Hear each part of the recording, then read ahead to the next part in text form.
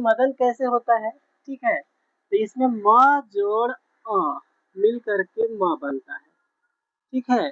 उसी तरह से द जोड़ अ मिल करके द बनेगा, है ना। लास्ट वाला में अ नहीं होता है, ठीक है, तो इसको ऐसे ही छोड़ दे रहे हैं। अब यहाँ पास इसका इंग्लिश लिखना होगा, तो क्या होगा, म का इंग्लिश एम, ठीक है, अ का इंग्लिश ए, है ना, प्लस द जोड़ अ मिल करके द बना। द का इंग्लिश क्या होता है, द का इंग्लिश डी होता है, इसमें अ छिपा हुआ है ना, तो अ का इंग्लिश क्या हुआ, ए हुआ। फिर लास्ट में क्या है, न है, तो न का इंग्लिश क्या होता है, न का इंग्लिश एन होता है। यानी कि मदन का जब इंग्लिश लिखेंगे, है ना, यानी कि ये मदन का जब इंग्लिश लिखेंगे तो कैसे होगा, सबसे पहले म का इंग्लिश एम, है ना, एम ए, द का डी ए, ठीक है, फिर न का एन, ये हो गया, मदन हो गया, ठीक है। अगर हमको लिखना हो, अगर पटना लिखना हो, ठीक है, तो पटना कैसे लिखेंगे, तो प जोड़ अ मिल करके प बना, ठीक है। फिर ये ट अलग है ना, इसमें अ नहीं है। फिर यहाँ पर न जोड़ अ मिल करके ना बना ना, इसका इंग्लिश क्या हुआ, प का पी और अ का ए, पी ए। तो पहले इसको तोड़ेंगे, प जोड़ अ मिल करके क्या बना, प बना, ठीक है, प जोड़ अ मिल करके प बना। ये ट में अ नहीं है, तो ट को तो डायरेक्ट लिख देंगे ट, ठीक है। आ, न जोड़ आ मिल करके ना बना, ठीक है। अब इसका इंग्लिश लिखते हैं ना, तो प का पी प हो गया। फिर ये ट का इंग्लिश क्या होता है, तो ये ट का इंग्लिश जो क्या लिखेंगे, प्लस का निशान है, तो ये प्लस का निशान डालेंगे, ठीक है। फिर ट का इंग्लिश क्या हुआ, ट का इंग्लिश टी, फिर प्लस न जोड़ आ क्या बना, ना, तो ना का इंग्लिश एन ए होगा, ना का इंग्लिश एन और आ का ए होता है, ठीक है। तो अब पटना लिखेंगे तो कैसे होगा, तो प का पीए, प का पीए हुआ, है ना। फिर ट है, तो ट का क्या हुआ, ट का टी, फिर न का एन, फिर ये आकार है तो आकार का ये पटना हो गया, ठीक है।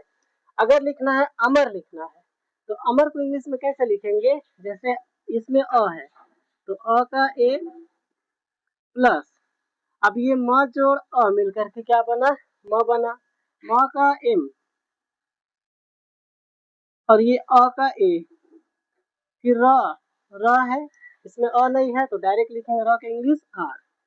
तो अमर का कैसे होगा, तो ए, फिर एम ए, म का एम ए, फिर र का क्या है आर, तो र का आर, तो ये हो गया अमर, ठीक है। अगर लिखना है बरखा, है ना, तो बरखा कैसे लिखेंगे, ठीक है, तो बी ए, ये बी ए ब होता है ना, बी ए क्या हुआ, ब हुआ, तो बी का ब, फिर ये ए है अ का ए, तो बी ए ब हो गया, ठीक है। फिर यहाँ पर डायरेक्ट क्या है, र है, ठीक है, तो ये र का इंग्लिश क्या होता है, र का इंग्लिश आर होता है ना, प्लस अब ये ख है, तो ख का इंग्लिश के, ख जोड़ आ क्या बनता है, ख बनता है, तो ख का इंग्लिश के एच, और ये आ का इंग्लिश क्या हुआ, तो आ का इंग्लिश ए हो गया, है ना।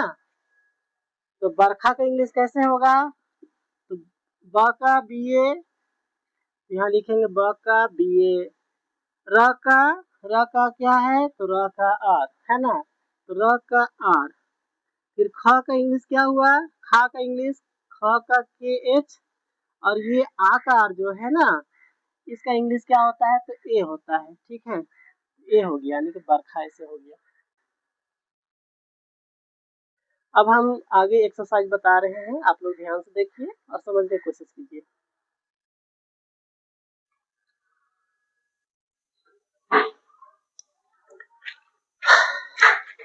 तो ये एक्सरसाइज 2 है, जिसको हम ट्रांसलेट करके बताएंगे, है ना। जैसे कमल का इंग्लिश लिखना है, तो क का इंग्लिश हुआ के ए, के और इसमें अ छिपा हो रहता है ना, तो यहाँ पास ए लिखेंगे। फिर माँ का इंग्लिश एम, ठीक है। फिर इसमें अ छिपा हुआ रहेगा तो ए लिखेंगे। फिर ल का इंग्लिश एल, ये कमल हो गया, ठीक है ना, कमल ऐसे होगा। अगर रतन का इंग्लिश लिखेंगे तो आर, र का इंग्लिश आर, ठीक है। अ लिखेंगे खुद से, इसमें अ छिपा हुआ है तो, मतलब त का इंग्लिश टी, है ना। उसके बाद ए लिखेंगे, फिर लास्ट में न का इंग्लिश एम लिखेंगे, ये हो गया रतन। अगर मदन का इंग्लिश लिखना है तो म का एम, ए, द का डी, फिर ए, फिर न का एम, मदन। भारत का इंग्लिश लिखेंगे तो भा का इंग्लिश हो जाएगा बी एच ए लिखेंगे, तब जाकर के भा हुआ। फिर र का इंग्लिश हुआ आर ए, र हुआ, ठीक है। फिर त का इंग्लिश क्या हुआ, ये हुआ, ठीक है।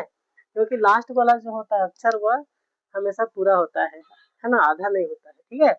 अब ये भागत है तो भा स्टार्टिंग में है ना, ठीक है। तो ये भा का इंग्लिश होगा बी एच, ठीक है। इसमें अ छिपा हुआ रहता है तो अ का इंग्लिश ए हुआ, ठीक है। उसके बाद ग का इंग्लिश जी ए, तो ये ग हो गया, है ना। फिर ये त का इंग्लिश क्या होगा, तो त का इंग्लिश टी होगा, तो ये भगत हो गया, है ना। अगर अटल का इंग्लिश लिखना है, ठीक है, तो अटल में तो अ है, ये अ का इंग्लिश डायरेक्ट लिखेंगे ए, क्योंकि यहाँ डायरेक्ट दिया हुआ है ना। फिर ये है ट, ट का इंग्लिश क्या होगा, ट का इंग्लिश टी, इसमें अ छिपा हुआ रहता है तो अ का इंग्लिश ए, फिर ल का इंग्लिश एल, तो ये हुआ अटल हो गया।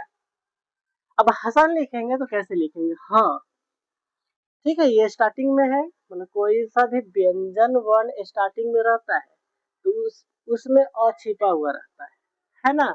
तो यानी कि ह क्या है, व्यंजन वर्ण है ना, तो इसलिए ह का इंग्लिश एच लिखेंगे और अ का इंग्लिश क्या लिखेंगे, ए लिखेंगे, है ना। फिर ये स है ना, स का इंग्लिश एस, फिर ए लगाएंगे, फिर लास्ट में न है, ठीक है। तो लास्ट में जो व्यंजन होता है उसमें अ छिपा हुआ नहीं रहता है, उसका डायरेक्ट इंग्लिश लिखेंगे, है ना, न का इंग्लिश एल, तो ये हसन हो गया, ठीक है। अगर रमन का इंग्लिश लिखेंगे तो कैसे होगा, तो र, ये व्यंजन वर्ण है तो व्यंजन वर्ण में क्या होता है, अ छिपा हुआ रहता है। किसी भी व्यंजन वर्ण में अ छिपा हुआ रहता है तो अ का इंग्लिश क्या होता है, तो अ का इंग्लिश ए होता है ना। है, ठीक है। ये व्यंजन वर्ण है इसीलिए र का इंग्लिश आर लिखेंगे और इसमें अ छिपा हुआ रहेगा तो अ का इंग्लिश क्या होता है, ए होता है, अ का इंग्लिश ए होगा। फिर म है ना, तो म का इंग्लिश क्या हुआ, एम, म बना तो अ का इंग्लिश ए हुआ, फिर न का इंग्लिश एन हो गया, तो ये रमन हो गया। अगर अमर लिखना है तो ये अ है, तो अ का इंग्लिश डायरेक्ट है इसलिए डायरेक्ट ए लिखेंगे, है ना। अब यहाँ म लास्ट में आकार नहीं है तो ये म का इंग्लिश क्या होगा, ठीक है। तो म का इंग्लिश एम ए होगा, है ना। और र का इंग्लिश क्या होगा, तो र का इंग्लिश आर होगा, तो ये अमर हो गया। चमन है, ठीक है। तो हम पहले ही बता चुके हैं कि मतलब कि व्यंजन वर्ण जो होता है ना, ठीक है, अगर स्टार्टिंग में रहता है तो उसमें अ छिपा हुआ रहता है, अ का इंग्लिश ए होता है ना। जैसे च है स्टार्टिंग में है तो ये व्यंजन वर्ण है तो यहाँ पर लिखेंगे च का इंग्लिश सी एच, ठीक है। और ये अ छिपा हुआ रहता है तो यहाँ कि सी एच ए मिल करके च बना, ठीक है। फिर यहाँ पर क्या है, म है ना, तो म का इंग्लिश एम, फिर ए लिखेंगे, लास्ट में न है तो न का इंग्लिश एन, तो ये चमन हो गया। अगर नावल का इंग्लिश लिखना है तो न का इंग्लिश क्या हुआ, तो न का एन ए, ठीक है। व का भी ए, फिर ल का एल, तो नवल हो गया। जनक लिखना है तो ज का जे, अ का इंग्लिश ए लिखेंगे, अ छिपा हुआ रहता है। न का इंग्लिश ए, इसमें भी अ छिपा हुआ रहता है, उसका इंग्लिश ए, है ना। फिर क का इंग्लिश के, तो जनक हो गया, ठीक है। अगर यहाँ पास अ लिखना है तो अ का ये पूरा अ है तो डायरेक्ट लिखेंगे ए, है ना। अब यहाँ पास ज है तो ज कैसे होता है, ज जोड़ अ मिलकर के ज बनता है ना, ठीक है। तो इसका इंग्लिश क्या होगा, तो इसका इंग्लिश हो जाएगा ज का जे, फिर अ का ए, फिर वाई है तो वाई का, यह का वाई, मतलब यह है तो यह का वाई हो जाएगा। तो यह अजय हो गया। अगर पटना लिखना है तो प का पी ए, है ना। अगर लास्ट में आकार की मात्रा है, ठीक है, तो उससे पहले वाला जो व्यंजन होता है ना, उसमें नहीं, अ का इंग्लिश नहीं लिखा था, ये पूर्ण व्यंजन होता है, इसीलिए ट का टी हो गया, फिर न का एन, फिर आकार का ए, ये पटना हो गया। अब ये सतना लिखना है तो स का एस ए, ट का टी, न का एन, फिर आकार का ए, सतना हो गया। बरखा लिखना है तो ब का बी, इसमें अ का इंग्लिश ए, अ का इंग्लिश ए, र का इंग्लिश आर, फिर ख का इंग्लिश के एच, फिर आकार का ए, तो ये बरखा हो गया। तो ये है कमला, तो क का इंग्लिश के, अ का इंग्लिश ए, म का इंग्लिश एम, इसमें अ का इंग्लिश ए नहीं होगा, क्यों? क्योंकि लास्ट में आकार है, ठीक है, इसीलिए अ जो है वह लास्ट में चला गया, उसका इंग्लिश लास्ट में लिखेंगे। तो ल का इंग्लिश एल, और यही अ यहाँ जो लिखा था म के पास, वो लास्ट में अ लिख देंगे ए। तो ये कमला हो गया। गमला का इंग्लिश लिखना है तो ग का जी, ठीक है, और यहाँ पर ए लिखेंगे, म का एम, फिर ल का एल, फिर आकार का ए, तो ये गमला हो गया। अगर सरला लिखना है तो स के इंग्लिश एस, ठीक है, यहाँ पर अ का ए, र का आर, फिर ल का एल, फिर आकार का ए, तो ये सरला हो गया।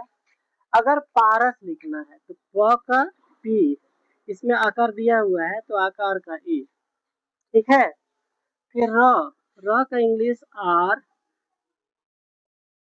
फिर इसमें अ छिपा हुआ रहेगा तो अ की इंग्लिश ए, क्योंकि लास्ट में आकार नहीं है इसीलिए यहाँ पर ए लिख दिए, है ना। फिर स का इंग्लिश एस, ये पारस हो गया, ठीक है। नारद लिखना है तो न का इंग्लिश एन, फिर आकार का ए, र का आर, ए, द का डी, ये हो गया नारद, है ना। अगर यादव लिखना है तो य का वाई, आकार का ए, ठीक है, फिर यहाँ पर द का डी, ए, व का क्या हो जाएगा भी, तो ये यादव हो गया। अगर सारण लिखना है तो स का एस, आकार का ए, र का आर, फिर अपने से ए लगाएंगे क्योंकि अ छुपा हुआ है, फिर न का इंग्लिश एन, तो ये सारण हो गया। गणपत लिखना है ना, तो इसको दो दो खंड करेंगे इस तरह से, गण, पहले गण का इंग्लिश लिखेंगे, तो गण का इंग्लिश, क्योंकि ये आपका 4 लेटर, मतलब कि ये आपका 4 अक्षर वाले है ना, तो इसीलिए दो दो अक्षर अलग अलग करेंगे, है ना, दो दो अक्षर का पहले इंग्लिश लिखेंगे। तो ग का इंग्लिश क्या हुआ, ग का इंग्लिश जी, है ना। अगर स्टार्टिंग में अगर ये रहता है व्यंजन वन रहता है तो इसमें अ छिपा हुआ रहता है, तो अ का इंग्लिश ए, और न का इंग्लिश क्या हुआ, न का इंग्लिश ए, गन, ठीक है। ये अलग हो गया और ये अलग खंड हो गया, है ना। तो यहाँ पर प का इंग्लिश क्या हुआ, प का इंग्लिश पी, इसमें भी ए छिपा हुआ रहेगा, और लास्ट में ए नहीं लिखते हैं, मतलब त का इंग्लिश टी हो जाएगा, तो गणपत इस तरह से हुआ, ठीक है। दशरथ का इंग्लिश लिखना है ना, तो यहाँ पर इसको भी दो खंड में तोड़ेंगे इस तरह से, क्योंकि ये आपका 4 अक्षर वाले शब्द है, तो 10, फिर लिखेंगे रथ, मिल करके दशरथ बना, ठीक है। अब यहाँ पर द के इंग्लिश डी, उसके बाद ए होगा तब जाकर के द हुआ, ठीक है। फिर यहाँ पर तालाब सा है, इसका इंग्लिश एस है, इसमें ए नहीं लिखेंगे, ठीक है, इसको अलग अलग खंड में, दो खंड में तोड़ेंगे ना। अब यहाँ पर देखिए, ये इसका स्टार्टिंग ये हुआ, तो र का इंग्लिश आर, अब यहाँ ए लगेगा, ठीक है। फिर यहाँ पर थ का इंग्लिश टी एच, इसमें लास्ट में ये नहीं लगेगा क्योंकि ये लास्ट हो जा रहा है। दशरथ का इंग्लिश ये हो गया D A S H R A T H, Dasharath, है ना। महाराजा का इंग्लिश कैसे होगा, तो म का इंग्लिश एम, ए, मिल करके म बना, है ना। फिर ह का इंग्लिश क्या हुआ, ह का इंग्लिश एच, आकार का इंग्लिश ए, र का इंग्लिश आर, आकार का इंग्लिश ए, ज का जे, फिर आकार का ए, तो महाराजा हो गया। ठीक है। अगर सहरसा लिखना है तो स का इंग्लिश एस, इसमें ए लिखेंगे, उसके बाद ह का इंग्लिश एच, ठीक है, फिर ए लिखेंगे, फिर र का इंग्लिश आर, फिर स का इंग्लिश एस, फिर आकार का इंग्लिश ए लिखेंगे, तो ये सहरसा हो गया। ठीक है। तो इस तरह से मेरे चैनल को देखते रहिए, लाइक कीजिए, कमेंट कीजिए, सब्सक्राइब करना ना भूलें। Thank you very much.